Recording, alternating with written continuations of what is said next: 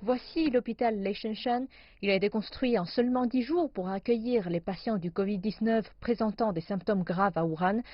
Pour améliorer les performances de cet hôpital temporaire, le géant chinois des télécommunications ZTE, en partenariat avec China Telecom, a investi plus de 8 millions de dollars et envoyé plus de 30 ingénieurs pour doter l'hôpital de Leishenshan d'un réseau 5G. Nous avons contacté le représentant du projet 5G de ZTE à Wuhan pour une entrevue sur Skype.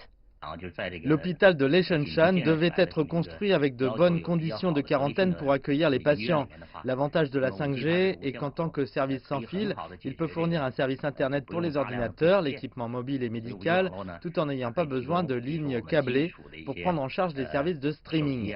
Cela a rendu le travail de construction plus facile et plus rapide. En outre, la technologie 5G pourrait soutenir la vidéoconférence à distance et inviter des experts de loin à se joindre à des diagnostics en ligne pour les patients graves.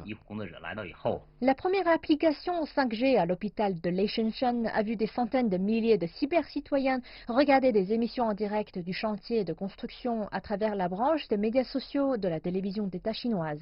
Lorsque l'hôpital a commencé à admettre des patients, le personnel médical a essayé les tomodensitogrammes automatiques sur les patients isolés par l'intermédiaire de la technologie 5G pour réduire les infections croisées. Ces pratiques n'ont pas seulement cours à Leishenshan.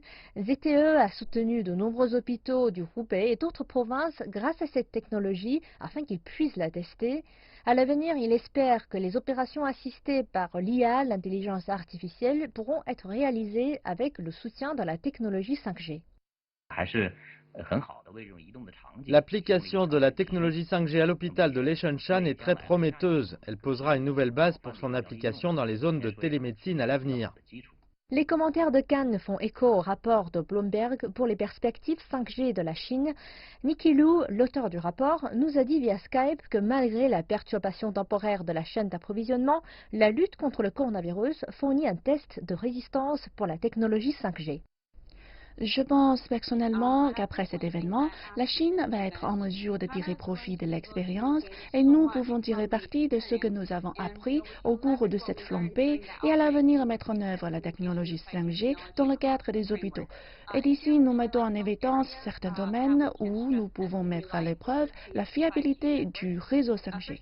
Tout d'abord, nous avons la capacité de transmettre de grands fichiers d'imagerie tels que des tomodensitogrammes pour les patients atteints de pneumonie.